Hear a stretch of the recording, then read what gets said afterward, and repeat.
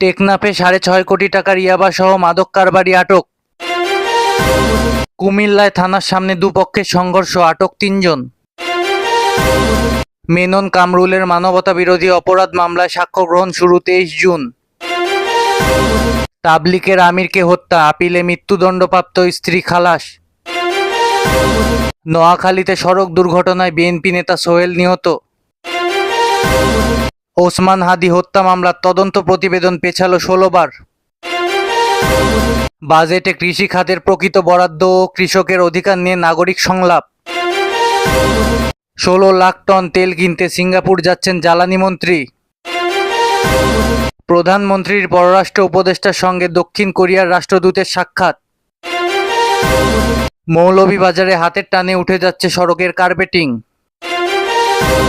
গোপালগঞ্জে খেলা নিয়ে দ্বন্দ্বের জেরে ১০ম শ্রেণীর ছাত্রকে হাতুড়ি পেটা। জনসম্মুখে জবাবদিহিতা প্রতিষ্ঠা করলেন নৌ প্রতিমন্ত্রী। লক্ষ্মীপুরে আবাসিক হল থেকে শিক্ষার্থীর মরদেহ উদ্ধার, স্কুলে উত্তেজনা ও ভাঙচুর।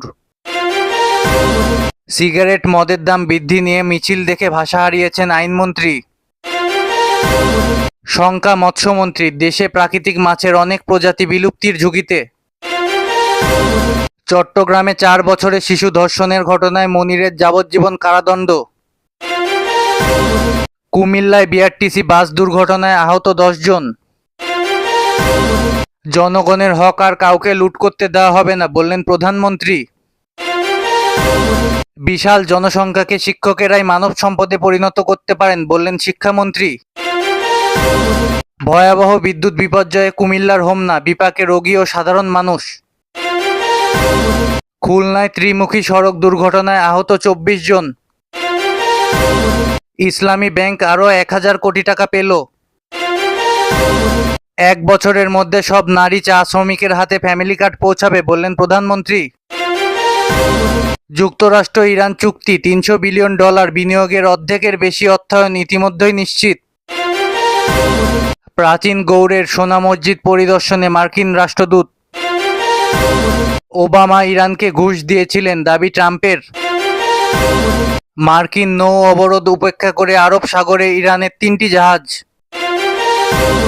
মহাসড়কে বিমান বিধ্বস্ত, উদ্ধারে ছুটে আসেন পথচারীরা। জাপানে নিরাপত্তা জোরদারে নতুন আইন কার্যকর। ইরান আচরণ না বদলালে আবার বোমা হামলা হবে, বললেন ট্রাম্প। ইরান চুক্তিতে বিশ্ববাজার অনেক খুশি, বললেন ট্রাম্প। মসজিদে আগুন দিয়ে হিব্রুতে স্লোগান লিখে গেলেন